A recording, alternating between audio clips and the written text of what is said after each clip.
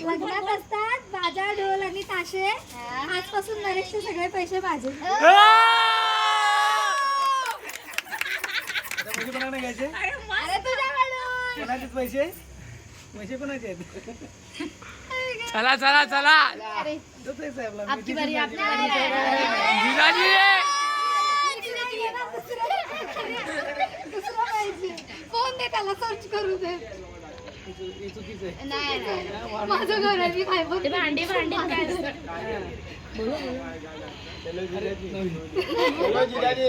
हे नाही आता प्रियंका.